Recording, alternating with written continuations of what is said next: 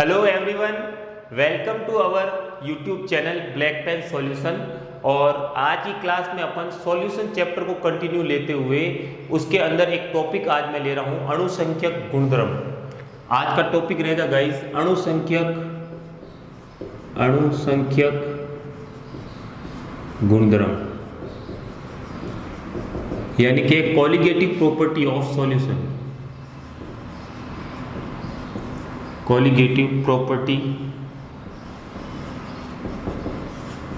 Of solution, ये आज का अपना टॉपिक रहेगा।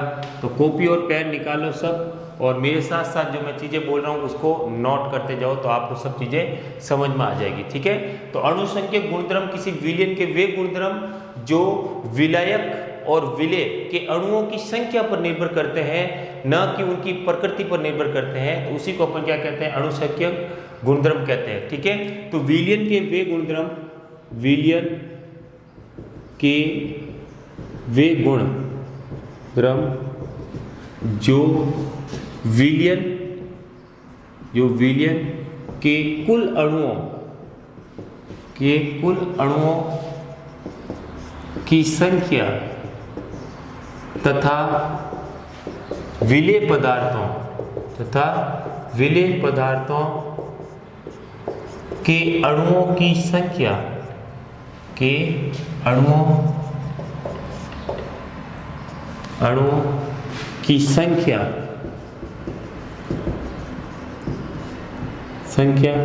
के अनुपात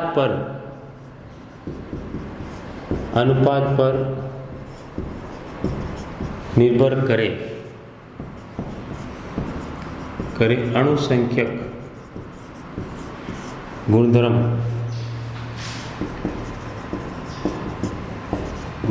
कहलाते हैं। ये गुणधर्म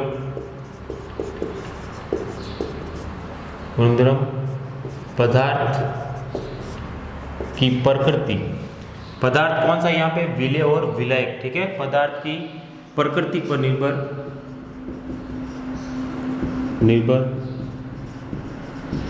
नहीं करते।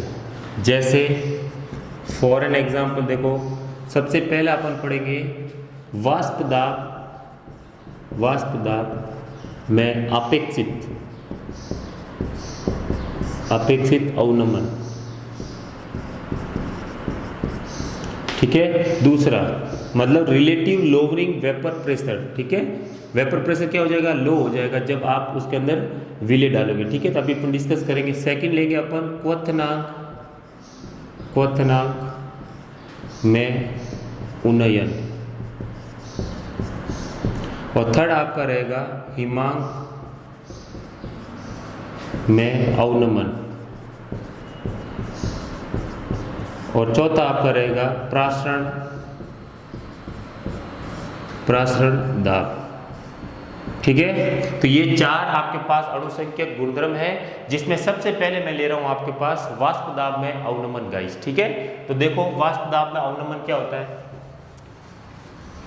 देखो सबसे पहले टॉपिक ले रहे हैं वाष्प दाब में अवनमन, यहां लिख रहा हूं मैं। पहला क्या है, वाष्प दाब में अपेक्षित अवनमन।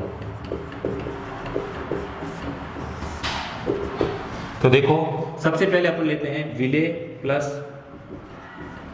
विलायक, ये दोनों मिलकर क्या बनाते हैं, विलयन बनाते हैं। ठीक है, सब जानते हो। अब मैं क्या कर रहा हूं, विलेय के लिए विलेय मैं ले रहा हूं अवाष्पशील।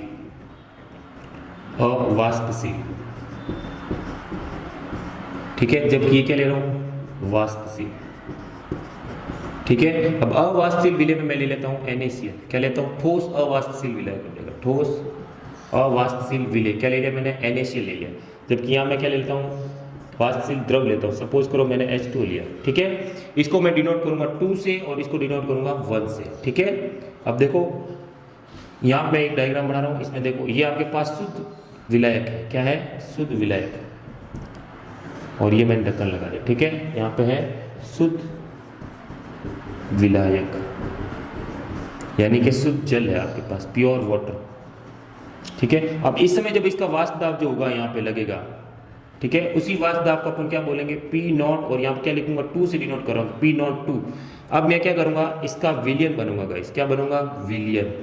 तो विलियन में मैं क्या करूँगा, इसके साथ नमक डाल दूंगा, यहाँ से ये प्योर फॉर्म है, इसके साथ क्या करूँगा, नमक डाल देता हूँ। ये देखो, ये देखो मैंने क्या करा, नमक डाला। देखो तो यहाँ पे कुछ पार्टिकल्स किसके आ जाएंगे, नमक के आ जाएंगे, NaCl के आ जाएंगे इसके अंदर।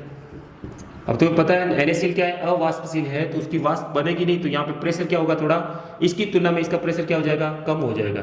ठीक है, क्योंकि सतह पर, विलयन की सतह पर क्या आ जाएंगे, NaCl के कण आ जाते हैं या अणु आ जाते हैं, जिस कारण इस विलयन का विलायक की तुलना में, शुद्ध विलायक की तुलना में वाष्प दाब क्या हो जाता है, कम हो जाता है।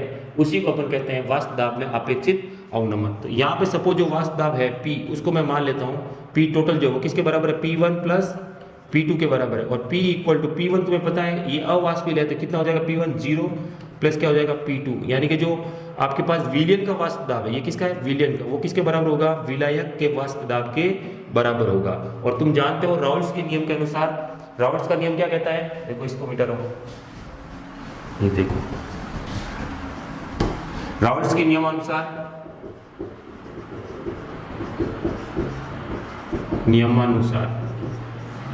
ठीक है, P2 किसके बराबर होगा, P02 माइनस P02 इंटू क्या हो जाएगा, X2। ये क्या आपके पास मोल फ्रैक्शन किसके, विलायक के। ठीक है, तो यहाँ पे शुद्ध अवस्था में विलायक का वाष्प दाब, शुद्ध अवस्था में विलायक के मोल भिन्न जो है वो, और ये आपके पास हो जाएगा विलयन के अंदर विलायक का वाष्प दाब। ठीक है, तो देखो अब तुम जानते हो कि x1, अब ये वैल्यू अगर इसके अंदर पुटअप करूं तो P इक्वल किसके बराबर है, P2 के बराबर है, मतलब P2 की जगह मैं क्या लिख सकता हूं, P लिख सकता हूं, है ना, क्योंकि वाष्प दाब में P1 तो कितना हो गया, 0 हो गया, क्योंकि नमक का वाष्प दाब होता नहीं है, तो वो P जो है पूरे विलयन का वाष्प दाब किसके बराबर होगा, विलायक के वाष्प दाब के बराबर होगा। तो ये रहा P02 X2। हम जानते हैं कि x1 प्लस x2 किसके बराबर होता है, 1 के बराबर होता है, तो यहाँ से x2 बराबर क्या हो गया, 1 माइनस x1 हो गया। आप ये वैल्यू यहाँ पुटअप कर दो तो P02, और यहाँ लिख देंगे 1 माइनस x1। ठीक है, ये हो गया P, ये हो गया P02 माइनस P02 x1। ठीक है, इसको उधर ले जाएंगे तो क्या हो जाएगा, P प्लस P02 x1 बराबर क्या हो जाएगा, P02 हो जाएगा। ठीक है, अब यहाँ से मैं अगर निकालूं तो आप क्या कहोगे, P02 x1 बराबर हो जाएगा P02 माइनस P, और यहाँ से x1 बराबर आ जाएगा P02 माइनस P बटे में क्या आ जाएगा, P02। ठीक है, तो यहाँ से x1 बराबर एक और लिख सकते हो आप, P02 माइनस P की जगह मैं क्या लिख सकता हूँ, P किसके बराबर है, तो आप लिख सकते हो P2, है ना, तो वो भी लिख सकते हो आप, P2 अपॉन क्या हो जाएगा, P02। ठीक है, तो ये चीज है। देखो अवनमन हुआ कि नहीं हुआ, पहले ये शुद्ध अवस्था में था तो देखो ज्यादा था, ठीक है, उसमें से विलयन का वाष्प दाब क्या हुआ, कम हुआ, इसलिए तो इसमें से घट रहा है। ये आपके पास क्या है, विलयन का वाष्प दाब है, और ये शुद्ध विलायक का वाष्प दाब है P2, तो अपेक्षित अवनमन हुआ, मतलब शुद्ध के रिस्पेक्ट में ये वाला क्या हो गया, अवनमन हो गया। इसको मैं कह सकता हूँ डेल्टा P बराबर क्या हो जाएगा, P02 माइनस P2। ये अवनमन हुआ, उसके अंदर कम हो गया, माइनस हो रहा है, इसका मतलब कम हो रहा है, और ये वाला हो गया अपेक्षित अवनमन। ये तो है अवनमन, अवनमन वाष्प दाब में, वाष्प दाब में अवनमन, जबकि ये वाला है वाष्प दाब में अपेक्षित अवनमन, वाष्प दाब में अपेक्षित अवनमन, राइट। तो ये चीज है आपके पास, और वो किस पे निर्भर करिए, देखो यहाँ पे x1 किसके है, मोल फ्रैक्शन, तो आप कहोगे सर x1 किसको लेंगे अपन, NaCl के मोल फ्रैक्शन। x2 क्या है यहाँ पे, विलायक के मोल फ्रैक्शन है, ठीक है, मोल अंश। तो अपने पास x1 क्या हो गया यहाँ पे, विलायक, आपके पास विलेय के मोल फ्रैक्शन। ठीक है, तो आपको पता है x1 क्या होगा, कैसे निकालेंगे अपन x1, देखो इसको मिटा रहा हूँ एक बार, है ना, देखो यहाँ से आपके पास वैल्यू आई P20 माइनस P2 बटे में क्या है आपके पास P02, और वो किसके बराबर है, x1 के बराबर है। और तुम जानते हो x1 क्या होगा, यहाँ पे देखो x1 जो होता है वो आपके पास देखो यहाँ पे 1 है, तो यहाँ पे 1 के मोल बटे में क्या आएगा, 1 प्लस N2, मतलब विलेय प्लस विलायक के मोल। अपने पास दो द्विअंगी विलयन है, तो एक के तो विलेय के मोल हो गए, और ये हो गए विलायक के मोल, और ऊपर अपन विलेय के निकाले तो ऊपर क्या रहेगा, विलेय। ठीक है, 1।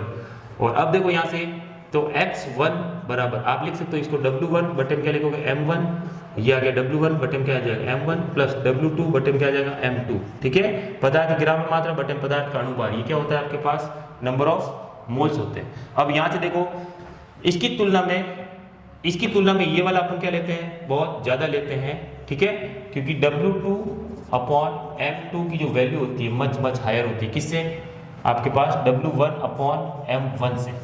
ठीक है, क्योंकि तुम सोचते हो कि विलय जो अपने पास NaCl है वो अपन क्या डालते हैं, चुटकी भर डालते हैं, थोड़ा सा डालते हैं। ठीक है, ज़्यादा नहीं लेते हैं। तो आपके पास जो वैल्यू है पानी क्या होगा, एक्सेस में होगा, तो इसकी वैल्यू इससे बहुत ज़्यादा है। ठीक है, तो अपन इसको क्या करेंगे, इसकी तुलना में ये वाला क्या होगा, नेग्लिजिबल होगा, तो इसको अपन क्या करेंगे 0 के बराबर मान लेंगे। तो x1 जो आपका आएगा मोल फ्रैक्शन 1 वो किसके बराबर होगी, W1 बटे में M1, नीचे रहेगा W2 अपॉन क्या रहेगा M2। ठीक है, जब आप इसको सॉल्व करोगे क्या आएगा, W1 बटे में M1 और M2 चला जाएगा ऊपर और नीचे आएगा आपके पास W2। इस वैल्यू को मैं यहाँ ले जाकर पुटअप कर देता हूँ। तो W1 बटे में क्या रहेगा M1 इंटू M2 बटे में क्या रहेगा यहाँ पे W2 रहेगा, और यहाँ से आ जाएगा आपके पास P02 minus P2 upon P02। ये चीज़ आपके पास निकल के आएगी।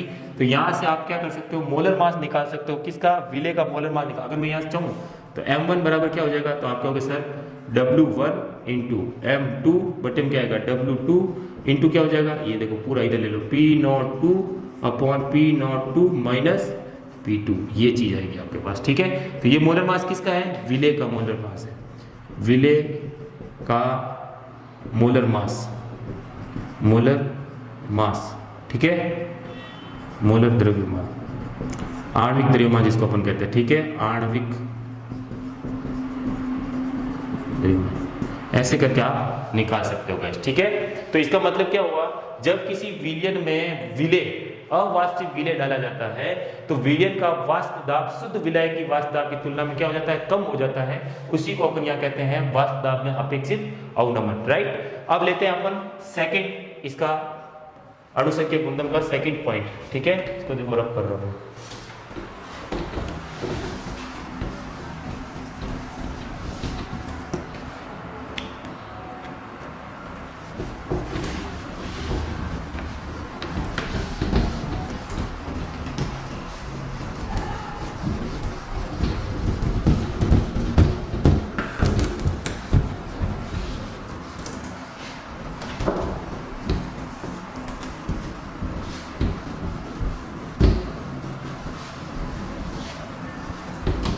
सेकेंड पॉइंट हमारा रहेगा क्वथनांक में उन्नयन गाइस। सेकेंड पॉइंट क्या रहेगा, क्वथनांक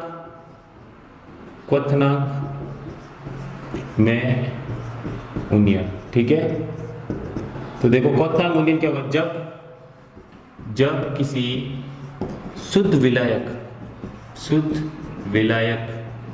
में अवाष्पशील विलय मिलाया जाता है तो बने विलयन का क्वथनांक शुद्ध विलायक की तुलना में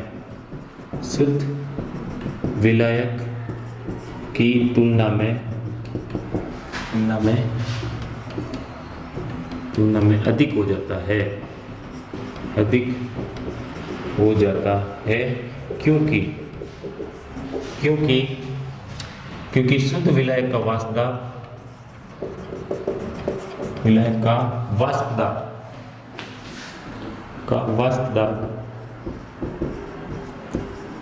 विलयन के वाष्प दाब से अधिक, शुद्ध विलयन के विलयन से अधिक होता है। अतः विलयन के वाष्प दाब को वायुमंडलीय दाब तक ले जाने में अधिक ताप की आवश्यकता होती है, जिससे विलयन का वाष्प दाब, जिससे विलयन का क्वथनांक बढ़ जाता है। अब देखो सबसे पहले यहाँ पे एक चीज देखो, क्वथनांक क्या होता है, क्वथनांक, पहले ये देखो क्वथनांक, ठीक है। तो क्वथनांक क्या होता है, वायुमंडलीय दाब तक, वायुमंडलीय जो दाब है आपका 1 atm प्रेशर, उस तक टेम्परेचर को उस तक किसी के वाष्प दाब को ले जाने के लिए जो टेम्परेचर देना पड़ता है वही क्या कहलाता है, क्वथनांक। वह ताप जिस पर किसी द्रव अवस्था का वाष्प दाब, द्रव अवस्था का वाष्प दाब 1 atm या 1 वायुमंडलीय दाब के बराबर हो जाए। मतलब इस टेम्परेचर को क्या होता है, उबलना स्टार्ट हो जाता है। अतः इस टेम्परेचर पर, इस ताप पर कोई द्रव उबलना स्टार्ट हो जाता है, उबलना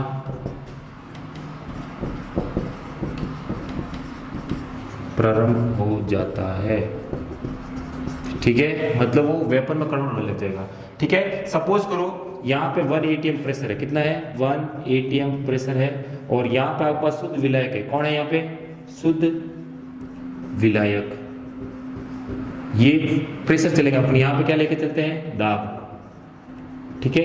इस लाइन पे अपन दाब चलेंगे, तो ये आपके पास वाष्प दाब है। सपोज मैं यहाँ पे वाष्प दाब ले लेता हूँ, ठीक है। अब वाष्प दाब शुद्ध विलायक का क्या है, ज्यादा है, किसकी तुलना में, विलयन की तुलना में। ये आपके पास क्या है, विलयन है, ठीक है। जिसमें मैंने क्या करा, अवाष्पित विलय मिला दिया, इसलिए इसका वाष्प दाब क्या हो गया, पहले की तुलना में क्या हो गया, इतना कम हो गया। अभी अपन ने पहला पॉइंट देखा था, अपेक्षित अवनमन हो जाता है, ठीक है।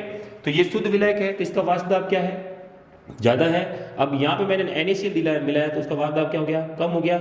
अब मुझे देखो इसको इस पॉइंट तक पहुंचाना है, यहाँ तक मैं इतना गर्म करूंगा, यहाँ पे 1 atm प्रेशर पहुंचते ही ये वाला विलायक क्या हो जाएगा, उबलना स्टार्ट हो जाएगा, मतलब उड़ना स्टार्ट हो जाएगा, वाष्प में कन्वर्ट होने लग जाएगा। लेकिन इसका वाष्प दाब पहले की तुलना में इतना कम हो गया है, तो अब मैं इसको यहाँ तक पहुंचाऊंगा तो मेरे को क्या करना पड़ेगा, यहाँ से अधिक ताप देना पड़ेगा। ये वाला आपके पास क्या हो गया, सपोज करो ये हो गया TB, और शुद्ध अवस्था में इसलिए TB नॉट लिख दिया, ठीक है।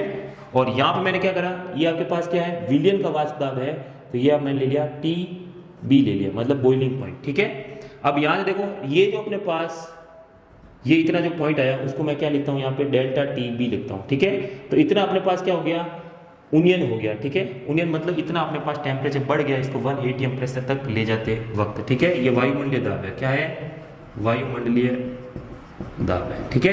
तो यहाँ से आपके पास डेल्टा जो TB होगा वो किसके बराबर होगा, देखो ज्यादा कौन सा है, ये वाला ज्यादा है। शुद्ध विलायक का जो वाष्प दाब है, शुद्ध विलायक के लिए जो बॉइलिंग टेम्परेचर है, हाँ वो तो क्या है, कम है, और विलयन के लिए क्या होगा, ज्यादा होगा। तो मैं ज्यादा में से कम कर रहा हूँ, TB minus T not B, यही आपके पास क्या कहलाता है, यही आपके पास कहलाता है क्वथनांक में उनियन। और कितना उनियन हुआ, TB minus T not B, ठीक है। अब देखो यहाँ से ये जो अपने पास TB है वो एक्चुअल में किस पे डिपेंड करता है, मोलर कंसंट्रेशन ऑफ, यहाँ पे मैं लिख रहा हूँ M, मतलब यहाँ पे क्या है, विलय है। देखो मोलरता किसकी है, विलयन की मोलरता है, किसकी है, विलयन की मोलरता है, ठीक है। तो यहाँ से मैं डेल्टा TB जो है वो बराबर है किसके, K, और यहाँ पे कांस्टेंट लेता हूँ B, और यहाँ पे आ जाएगा M, और यहाँ पे डेल्टा TB किसके बराबर है, इसके बराबर है, ठीक है।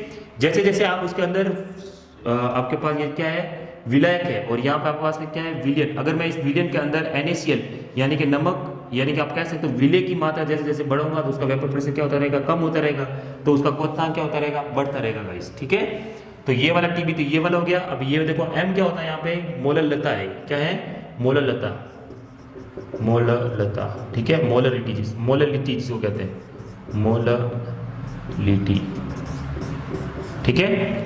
अब यहाँ देखो डेल्टा TB हो गया बराबर KB, और यहाँ पे M आप जानते हो क्या होता है, पदार्थ की, अपने ऊपर तो क्या लेते हैं, नंबर ऑफ मोल ऑफ, किसके लेते हैं, विलय के। विलय यहाँ पे मैं क्या ले रहा हूँ, सपोज करो यहाँ पे मैं विलय लेता हूँ, A से डिनोट कर देता हूँ, ठीक है। और यहाँ पे मैं क्या ले रहा हूँ, हाँ नीचे ऊपर रहता है मोल, और नीचे रहता है किसके, विलायक का भार kg में। विलायक में किसका ले रहा हूँ, B को ले रहा हूँ टप्पू, सपोज करो, ठीक है।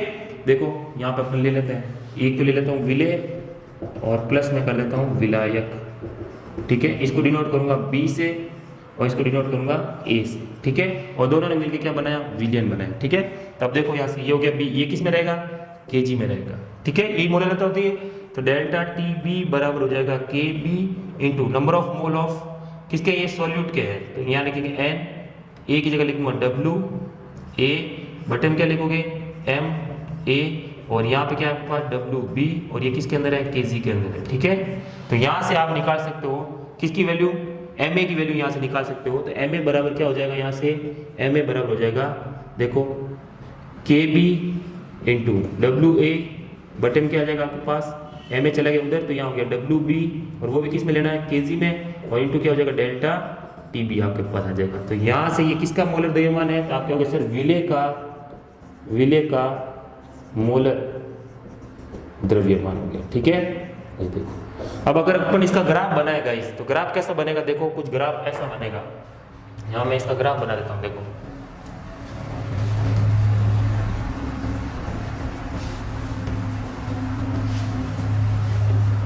देखो सपोज करो ये अपने पास y अक्ष है और ये अपने पास x अक्ष है। ठीक है, ये देखो ये मैं ले रहा हूँ वाष्प दाब, ठीक है, और यहाँ पे मैं ले रहा हूँ तापमान, क्या ले रहा हूँ, तापमान। ठीक है, अब यहाँ पे एक वायुमंडलीय प्रेशर है, यहाँ पे ये देखो इस लाइन पे क्या है, एक एटीएम प्रेशर है। इतना प्रेशर हो जाएगा ना किसी द्रव का, तो क्या हो जाएगा, उड़ने लग जाएगा। ठीक है, ये देखो अब सपोज करो अपने पास पहले क्या है, शुद्ध विलायक है, सपोज करो ये आपके पास क्या है, कोई शुद्ध विलायक है इस पॉइंट पर। ठीक है, उसका वाष्प दाब कितना है, इतना, ये देखो। ठीक है, ये वाष्प दाब है उसका। अब इसको मैं धीरे धीरे गर्म करूंगा तो ये किस तरफ जाएगा, बॉइलिंग टेम्प पे, बॉइल होने लगेगा धीरे धीरे यहाँ जाते इस पॉइंट पे सपोज करो मैं सोच रहा हूँ कि उड़ने लग जाएगा इस पॉइंट पर। ठीक है, जब 1 atm के बाद ये क्या हो जाएगा, वेपर फॉर्म में कन्वर्ट हो जाएगा। अब इसके अंदर मैंने क्या करा, ये तो आपके पास है शुद्ध, क्या है, शुद्ध विलायक। ठीक, अब इसमें क्या कर रहा हूँ, नमक मिला रहा हूँ, तो नमक जैसे ही मैं मिलाऊंगा तो आपका विलयन बनेगा, और विलयन का वाष्प दाब क्या हो जाएगा, जैसे ही नमक मिलाएंगे तो इसका वाष्प दाब क्या हो जाएगा, पहले की तुलना में क्या हो जाएगा, थोड़ा कम हो जाएगा। देखो इसका वाष्प दाब है इतना कम हो गया वाष्प दाब। अब इसको मैं धीरे धीरे गर्म करूंगा तो ये किस तरफ जाएगा, 1 atm प्रेशर की तरफ जाएगा, और यहाँ आके ये क्या हो जाता है, सपोज करो उड़ने लगता है, यहाँ इस पॉइंट पर आके उड़ने लगता है। तो ये वाला पॉइंट क्या हो जाएगा आपके पास, विलयन है। ये किसका वाष्प दाब है, विलयन का वाष्प दाब, ये विलयन का वाष्प दाब है। देखो ये रहा विलयन में आपने क्या करा, ए और बी को मिला दिया, और ये वाला सिर्फ क्या है आपके पास, बी है गाइस, वो देखो वो लिखा विलायक है शुद्ध। ठीक है, अब शुद्ध विलायक का वाष्प दाब जो है वो इस टेम्परेचर पे जाके 1 atm के बराबर हुआ, तो ये इसका बॉइलिंग पॉइंट हो गया। ठीक है, क्वथनांक कितना हो जाएगा यहाँ पे क्वथनांक, तो आपको सर टी नॉट बी, क्योंकि शुद्ध अवस्था में ये शुद्ध है ना, तो ये शुद्ध अवस्था में तो टी नॉट बी, और ये विलयन का क्वथनांक देखो इस पॉइंट पर आया, तो ये हो जाएगा टी, क्या हो जाएगा, बी। ठीक है, और ये जो डिफरेंस रहेगा उसी को अपन क्या बोलेंगे, डेल्टा टी बी बोलेंगे। ठीक है, और डेल्टा टी बी यहाँ से देखो डेल्टा टी बी, तो आपका सर ये वाला ज्यादा है, ज्यादा में से मैं कम को घटा दूं तो ये वाला डिफरेंस आ जाएगा, तो आपका सर टी बी माइनस क्या हो जाएगा, टी नॉट बी हो जाएगा यहाँ से। अब चलते हैं तीसरी प्रॉपर्टी की ओर, और देखो तीसरी प्रॉपर्टी क्या आपकी, हिमांक में अवनमन। तो आप सब जानते हो हिमांक क्या होता है, देखो हिमांक वह ताप जिस पर किसी द्रव का वाष्प दाब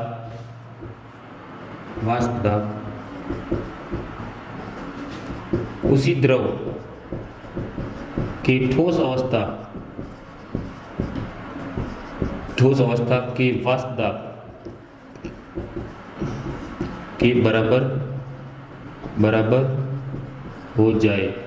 ठीक है, तो उसका क्या कहलाएगा, हिमांक कहलाएगा। मतलब कोई द्रव है पानी, ठीक है, तो पानी का ठोस अवस्था जो बर्फ है उसके वाष्प दाब के बराबर अगर इस पानी का वाष्प दाब हो जाए तो वो क्या हो जाएगा, सॉलिड में कन्वर्ट हो जाएगा। ठीक है, तो यहीं से पॉइंट आता है। देखो सपोज करो मैं यहाँ पे देखो एक छोटा सा एग्जाम्पल दे रहा हूँ, यहाँ पे आपके पास क्या है, शुद्ध विलायक है। क्या है, शुद्ध विलायक, और तुम्हें पता है मैं किसके लिखता हूँ, विलेय प्लस विलायक जो होता है, विलेय प्लस विलायक, तो ये ए लेता हूँ, इसको बी लेता हूँ, और आपका क्या बनेगा, इससे विलयन बनेगा। तो यहाँ पे आपके पास क्या है, शुद्ध है बी, तो उसका जो वाष्प दाब है मैंने यहाँ पे मान लिया कितना है, वो पी नॉट, यहाँ पे क्या लिखूंगा, बी, शुद्ध अवस्था में विलायक का वाष्प दाब। अब मैं यहाँ पे क्या कर रहा हूँ, कुछ पानी मैंने इसके अंदर कुछ नमक मिला दिया, सपोज करो मैंने यहाँ पे क्या लिया, ए प्लस बी ले लिया, तो ये आपके पास क्या बन गया, विलयन बन गया। तो विलयन का वास्तव दाब क्या हो गया, शुद्ध विलय की बात तुलना में इतना कम हो गया। ठीक है, अब मैं ले लेता हूँ यहाँ पे ये वाला जो आपके पास लाइन दिख रही है ये वाली, ठीक है, इस लाइन को मैं ले रहा हूँ ठोस अवस्था में विलायक का वास्तव। भाई ये शुद्ध विलायक है, ये शुद्ध विलायक यहाँ पर अगर आ गया इस पॉइंट पर, इसका वास्तव मैं कम करते करते करते यहाँ तक पहुँचा दूँ तो ये किस में कन्वर्ट हो जाएगा, यहाँ पे सॉलिड में कन्वर्ट हो जाएगा। ठीक है, और तुम्हें पता है जो अपने पास हिमीकरण होता है,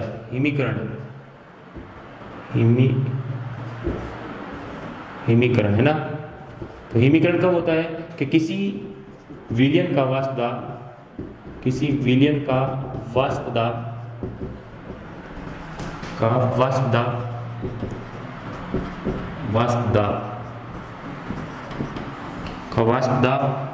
उसमें उपस्थित विलायक के ठोस अवस्था में वाष्प दाब के बराबर हो जाए। ठीक है, मतलब क्या हुआ, ये आपके पास शुद्ध विलायक है, इसका वाष्प दाब और इसी की ठोस अवस्था में वाष्प दाब के बराबर हो जाए तो क्या हो जाएगा, यहाँ से जमना स्टार्ट हो जाएगा। इसी प्रकार ये विलयन है। अब विलयन में जो विलायक है, यहाँ पे विलायक कौन है, तो आप कहोगे सर बी है, यहाँ पे विलायक है ना, तो इस विलायक बी का ठोस अवस्था में जो वाष्प दाब है उसके बराबर अगर इसका वाष्प दाब हो जाए तो जमना स्टार्ट हो जाएगा। ठीक है, तो यहाँ से ये यहाँ पे जाके जमा है तो इसको मैं कहूँगा टी, क्या बोलूँगा, फ्रीजिंग एफ, और ये किसका है, शुद्ध का है तो ऊपर लगा दिया नॉट, और यहाँ पे इसको मैं टेम्परेचर कम करते करते सपोज करो यहाँ तक इतना रिड्यूस किया, तब जाके क्या हो गया, जमना स्टार्ट हो गया। तो सोचो इसको मैं क्या दूंगा, टी, और यहाँ क्या लिखोगे एफ, और ये किसका है, विलयन का है। तो इतना टेम्परेचर आपको कम करना पड़ा, इसका इतना ज़्यादा टेम्परेचर कम करना पड़ा, तो यहाँ से ये वाली जो चीज़ है, ये जो डिफरेंस है बीच के अंदर ये वाला, इसी को अपन क्या बोलेंगे, यहाँ पे टी एफ बोलेंगे, और इसको क्या लगूंगा आगे डेल्टा। मतलब जो टी एफ है वो किसके बराबर हो गया, तो आपको सर ज़्यादा में से कम को घटा दो, तो शुद्ध अवस्था में जो है फ्रीजिंग पॉइंट वो क्या होगा, ज़्यादा होगा, और उसमें से जब मैंने इसको नमक मिलाया तो इसका वाष्प दाब इतना कम हो गया जिस कारण आपका क्या हुआ, अवनमन हो गया, किसमें, हिमांक में अवनमन हो गया। तो देखो ये कितना आया, टी एफ आया, और अवनमन इतना हुआ इस पॉइंट के बराबर, ये देखो, और वो इसके बराबर आ गया। ठीक है, अब देखो यहाँ पे अपन लिख सकते हैं कि जब किसी शुद्ध विलायक में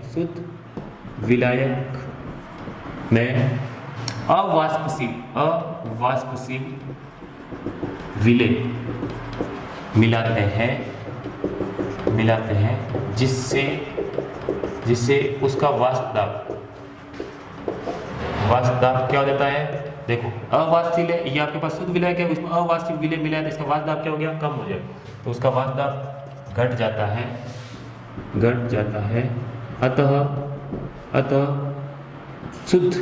अतः ठोस अवस्था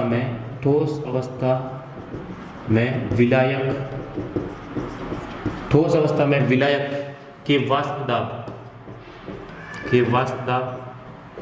के बराबर विलयन का वाष्प दाब करने के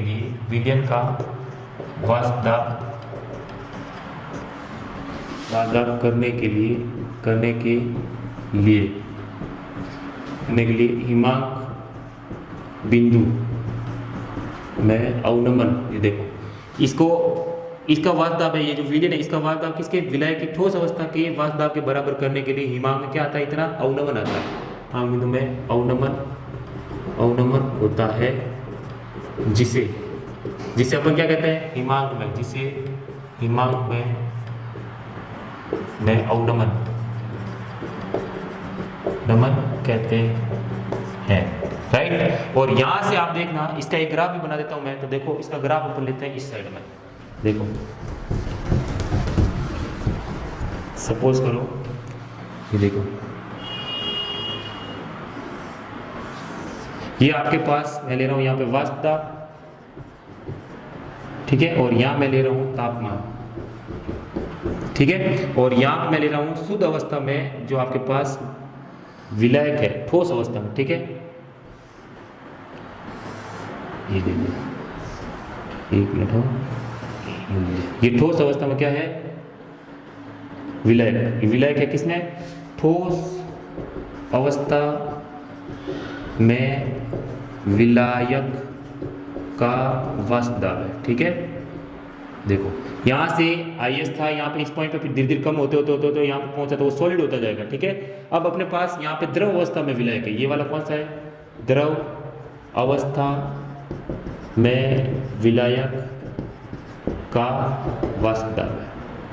ठीक है, अब इस वास्तव को मैं धीरे धीरे क्या करता रहूँगा, कम करता रहूँगा। देखो इसको वास्तव कम किया कम किया कम किया कम किया, तो यहाँ पे जाके इस द्रव अवस्था का वास्तव ठोस अवस्था में ये वाला आपके पास क्या है, विलायक के वास्तव के बराबर हो जाए तो वो क्या होने लग जाएगा, यहाँ से जमना स्टार्ट हो जाएगा। ठीक है, अब धीरे धीरे और कम होगा तो इस पॉइंट पे जाके और ज्यादा जम जाएगा। अब मैं यहाँ पे क्या ले रहा हूँ, विलयन ले रहा हूँ। तो विलयन का वास्तव देखो, जब आप इसके अंदर नमक मिलाओगे, शुद्ध विलायक के अंदर नमक मिलाओगे तो इसका वास्तव क्या होगा, ये देखो ये टेम्परेचर है। ठीक है, अब यहाँ पे मैंने क्या करा, इसके अंदर नमक मिला तो इसका वास्तव क्या हो गया, कम हो गया। ये आपके पास विलयन का है, क्या है, विलयन का द्रव अवस्था में वास्तव है। ठीक है, अब मेरे को यहाँ पे इसको सॉलिड बनाना है तो मैं इसके बाद आपको क्या करूँगा, धीरे धीरे कम करता रहूँगा। देखो इधर, ये देखो कम करता यहाँ पे जाके ये जमने लगा। ठीक है, अब देखो यहाँ पे ये जाके जमने लगा तो ये तो हो गया वास्तव किसका, शुद्ध का, ये देखो ये शुद्ध का। और यहाँ पे ये वास्तव देखो इतना कम हो गया, ये किसका है, विलयन का वास्तव है। ये तो है किसका, आपके पास P0B मतलब शुद्ध अवस्था में वास्तव, और ये आपके पास क्या है, विलयन का वास्तव किसके बराबर है, P के बराबर मान लिया। ठीक है, अब यहाँ से मैंने जैसे इसके अंदर नमक डाला तो देखो विलयन का वास्तव इतना कम हो गया। अब यहाँ पे ये जो आ रहा है, यहाँ पे ये जमना स्टार्ट हो रहा है। कौन जमना स्टार्ट हुआ, तो ये वाला किसका ग्राफ है, तो आपका अगर सर द्रव अवस्था में विलायक का वास्तव, तो विलायक है तो शुद्ध अवस्था में है तो मैं क्या लिखूंगा T0 और यहाँ क्या लिखूंगा F, शुद्ध अवस्था में फ्रीजिंग पॉइंट किसका, विलायक का। और ये आपके पास विलयन का है, इसलिए अपन यहाँ क्या लिखेंगे, शुद्ध अवस्था में विलयन का जो बॉइल फ्रीजिंग पॉइंट है वो आपके पास ये हो जाएगा। और ये जो डिफरेंस है वही किसके बराबर आया था, ये रहा देखो, ज़्यादा में से अपन कम को घटा देंगे, ये ज़्यादा है ये कम है, इसको घटा देंगे तो ये वाला जो डिफरेंस है अपने पास, ये देखो ये वाला डिफरेंस यहाँ से लेके यहाँ तक का ये डिफरेंस कहलाएगा डेल्टा T और F। ठीक है, यानी कि पानी में अगर अपन नमक डाल देते हैं तो वो देर से क्या होगा, बॉईल होगा, मतलब आपको ज़्यादा टेम्परेचर देना पड़ेगा उसको बॉईल करने के लिए। और दूसरी बात है कि अगर अपन पानी में नमक डाल देते हैं और फ्रीज के अंदर रखते हैं तो ज़्यादा टाइम लगेगा उसको, यानी कि ज़्यादा टेम्परेचर लो करना पड़ेगा तब जाके वो किसमें कन्वर्ट होगा, हाँ बर्फ के अंदर कन्वर्ट होगा। ठीक है, तो यूँ कह लो टाइम ज़्यादा रख दो आप उसको तो भी हो सकता है। ठीक है, तो ये चीज़ आएगी, ये ग्राफ बनेगा इसके अंदर। अब देखो यहाँ से इसको मैं अगर फॉर्मूले में बिठाऊँ तो आप देखो जो डेल्टा TB है, डेल्टा TF जो है वो डायरेक्टली प्रोपोर्शनल होगा मोलरिटी के, किसका होगा, मोलरिटी, यानी जिसको अपन कहते हैं मोलरता। ठीक है, और मोलरता जब क्या होती है तो डेल्टा TF यहाँ से बराबर लगूंगा तो क्या आएगा, उसको क्या लिखेंगे F और यहाँ पे M। ठीक है, तो डेल्टा TF बराबर किसको हो जाएगा, KF। और मोलरता क्या होती है, नंबर ऑफ मोल ऑफ किसके लेंगे अपन, यहाँ पे मैंने भी बताया था विलेक के लिए अपन लेते हैं A और विलायक के लिए लूंगा मैं B। ठीक है, और आपका क्या बनेगा, विलयन बनेगा। ठीक है गाइस, तो देखो यहाँ से नंबर ऑफ मोल ऑफ किसके लेंगे अपन, विले के, तो विले हो गया आपके पास A और नीचे लेंगे WB किस में आएगा, kg के अंदर आएगा। तो इसको आप सॉल्व कर देना तो डेल्टा TF बराबर हो जाएगा KF into number of mole of क्या लेंगे, WA अपॉन क्या लेंगे, MA मोलर मास इंटू क्या हो जाएगा WB, और ये किसके अंदर है, kg के अंदर है। अगर ये ग्राम हो तो इंटू आप क्या कर सकते हो, 1000 भी कर सकते हो। ठीक है, अब यहाँ से मुझे अगर MA निकालना है तो MA बराबर हो जाएगा KF इंटू WA बटे में क्या आ जाएगा आपके पास WB इंटू क्या हो जाएगा डेल्टा TF और आपके पास क्या हो जाएगा इंटू 1000। अगर 1000 लिया तो ये किसमें होगा, ग्राम के अंदर होगा। ठीक है, तो ये चीज़ आपको करनी है। और ये मोलर मास आपको किसका मोलर मास निकल गया, ये विले का, क्या है ये, विले का मोलर यानी कि आणविक द्रव्यमान, मोलर द्रव्यमान। ठीक है, तो ये एग्जाम आप ऐसे करना। ठीक है, तो चीज समझ में आ गई होगी आई होप। अब अपन नेक्स्ट लेंगे चौथा प्रासरण दाब गाइस। ठीक है, चौथी प्रॉपर्टी होगी प्रासरण दाब। ठीक है, तो एक्चुअली प्रासरण दाब क्या होता है, तो देखो किसी विलयन में उपस्थित विलायक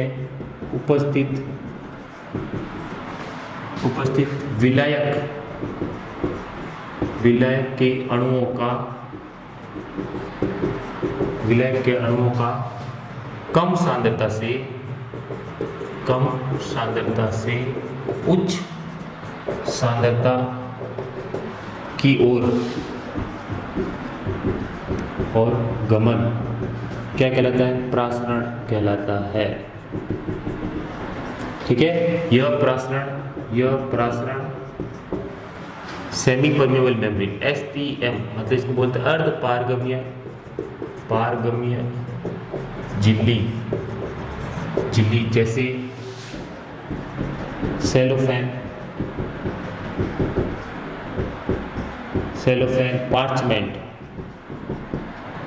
पार्चमेंट झिल्ली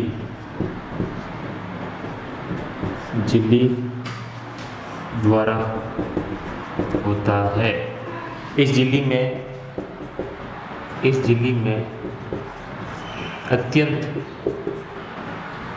अत्यंत सूक्ष्म छिद्र होते हैं, जिसमें से केवल विलायक के अणुओं का आवागमन होता है।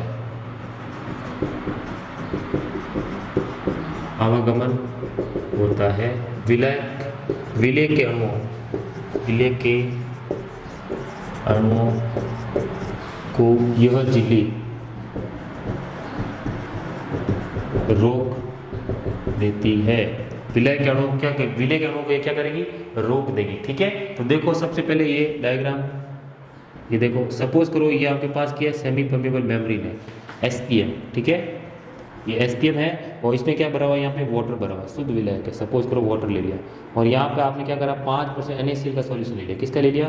5% NaCl का सॉल्यूशन लिया। ठीक है, अब सांद्रता कहाँ ज़्यादा है, तो आपको सर यहाँ ज़्यादा सांद्रता है इस विलयन की, और इसमें सांद्रता क्या है, इसमें नमक है ही नहीं, तो इसकी सांद्रता क्या है, कम है। ठीक है, तो इसकी तुलना में इसकी सांद्रता कम है, तो कम सांद्रता से अधिक सांद्रता की ओर देखो, ये पार्चमेंट झिल्ली है, इसमें से ये अणु, विलायक के अणु, पानी के, यानी विलायक कौन है यहाँ पे, H2 होता है। H2 के अणु क्या चले जाएंगे, इस तरफ जाएंगे, तो ये पोटली क्या हो जाएगी, धीरे धीरे फूल जाएगी। ठीक है, तो ये झिल्ली फूल जाएगी, इसी को अपन क्या कहते हैं, प्रासरण कहते हैं गाइस। ठीक है, सपोज करो इसको एग्जाम्पल से समझाते, देखो ये आपके पास कोई कंटेनर है।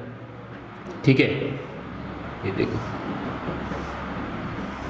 ये मैंने कंटेनर लिया है, ऐसा कुछ है कंटेनर में। ये देखो यहाँ मैंने क्या लगी, सेमी परमेबल मेम्ब्रेन है ये। ठीक है, SPM है, क्या है ये, SPM सेमी परमेबल मेम्ब्रेन है। और यहाँ पे मैंने क्या करा, यहाँ पे देखो ये पिस्टन लगाई है, क्या है आपके पास, पिस्टन है। ये देखो, ये है आपके पास पिस्टन। ठीक है, यहाँ पे मैं क्या ले रहा हूँ, ये देखो, ये आपके पास कोई विलियन है और ये आपके पास सेकंड कोई विलियन है। ठीक है, सपोज मान लो इस विलियन को मैं नाम दे देता हूँ A विलियन और इसको नाम देता हूँ B विलियन। ठीक है, इसकी सांद्रता मैं ले लेता हूँ, सपोज करो आपके पास नमक है यहाँ पे बराबर, इसकी सांद्रता 10% NaCl का यहाँ पे सॉल्यूशन है, और यहाँ पे मान लो कि आपके पास 5% NaCl का सॉल्यूशन है। ठीक है, अब सांद्रता किसकी ज़्यादा है, नमक की सांद्रता यहाँ ज़्यादा है, यहाँ पे नमक की सांद्रता क्या है, कम है। तो ये क्या होगा, कम सांद्रता से अधिक सांद्रता की और विलायक के अणुओं को क्या होगा, गमन होगा। तो गमन आपका किधर होगा, इस तरफ होगा। तो धीरे धीरे जब ये वाला इधर जाएगा तो ये वाला पिस्टन क्या होगा, नीचे की ओर आएगा, और ये वाला पिस्टन कहाँ जाएगा, ऊपर की ओर जाएगा। देखो ये पिस्टन लगा हुआ है, ये दोनों। ठीक है, तो ये पिस्टन क्या होगा, नीचे की तरफ जाएगा, जबकि ये वाला पिस्टन क्या होगा, ऊपर की तरफ जाएगा। ठीक है, तो अपन क्या करेंगे, इसके विपरीत दिशा में, जितना ऊपर जा रहा है इसके विपरीत दिशा में एक ऐसा बल लगाएंगे जिस कारण ये पिस्टन वापस कैसा आ जाए, साम्य अवस्था के अंदर आ जाए। तो वो अतिरिक्त जो दाब लगाएंगे इसके ऊपर, वही क्या कहलाएगा यहाँ पे, प्रासरण दाब कहलाएगा। देखो वह अतिरिक्त बल, वह अतिरिक्त दाब जिस पर प्रसरण क्या हो जाए, जिस पर प्रसरण रुक जाए, है ना, रुक जाए, अर्थात विलायक के अणुओं का कम सांद्रता से अधिक सांद्रता की ओर अर्थात रुक जाए, अर्थात विलायक के अणुओं को कम सांद्रता से अधिक सांद्रता की ओर आने से रोकने मात्र लगाया गया अतिरिक्त दाब उस विलयन का का प्रासरण दाब कहलाता है।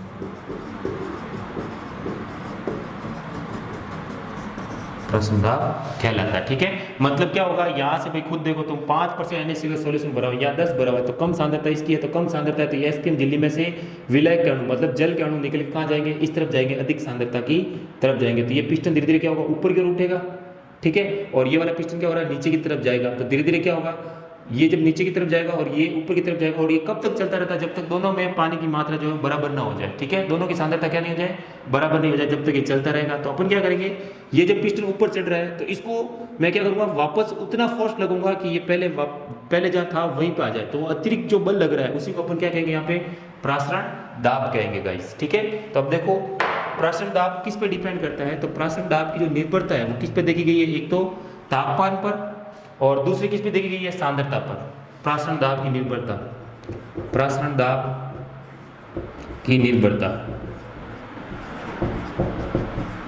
देखो प्रासरण दाब, प्रासरण दाब, प्रासरण दाब विलयन के ताप, विलयन के ताप तथा उसकी सांद्रता, उसकी सांद्रता पर निर्भर करता है, निर्भरता को देखा गया है। अतः जो आपका पाई होगा, यहाँ पे क्या है, प्रासरण दाब है, पाई क्या है, प्रासरण दाब है गाइस। ठीक है, तो पाई समानुपाती होगा किसके, कॉन्सेंट्रेशन C, और ये पहली इक्वेशन, और पाई समानुपाती होगा किसके, टेम्परेचर के। जब दोनों को अपन लेंगे तो क्या हो जाएगा, पाई समानुपाती हो जाएगा CT, और यहाँ से समानुपाती का चिन्ह हटाऊंगा तो पाई इक्वल क्या आ जाएगा आपके पास, RCT। इसको मैं यूँ लिख सकता हूँ, देखो सांद्रता जो होती है वो यहाँ पे कौन सी सांद्रता है, यहाँ पे मोलरता है। कौन सी सांद्रता है, मोलरता, मोल पर लीटर। ठीक है, तो पाई इक्वल हो जाएगा, मोल पर लीटर लिख रहा हूँ इसको, तो N/V, मोल पर लीटर, और ये क्या हो जाएगा R, और यहाँ क्या हो जाएगा T। यहाँ पे R जो है गैस नियतांक जो है वही वाला यहाँ पे लेंगे, गैस नियतांक। ठीक है, और जिसकी वैल्यू होती है 0.083 litre mole inverse kelvin inverse. ठीक है, litre mole inverse kelvin inverse. ठीक है, अब यहाँ से देखो N/V into R into T हो जाएगा, और यहाँ से आपका ये फॉर्मूला बन गया, क्या बन गया, प्रासरण दाब का। यहाँ पे N क्या है, विलय के मोल, किसके मोल है, विलय के मोल, और T यहाँ पे क्या है, तापमान, तापमान किसके अंदर, केल्विन के अंदर। ठीक है, केल्विन के अंदर।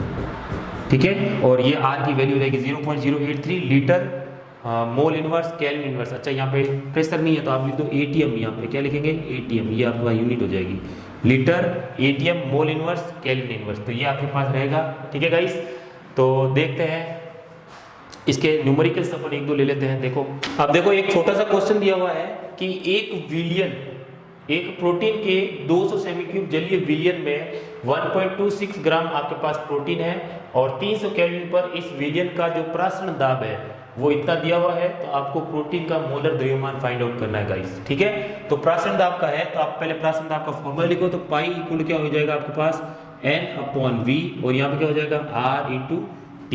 ठीक है, अपन ये करा था, इसी को अपन क्या लिखते हैं, पाई इक्वल टू N, ये क्या हो जाएगा CRT, और यहाँ पे C क्या है, मोलरता है, मोलरता।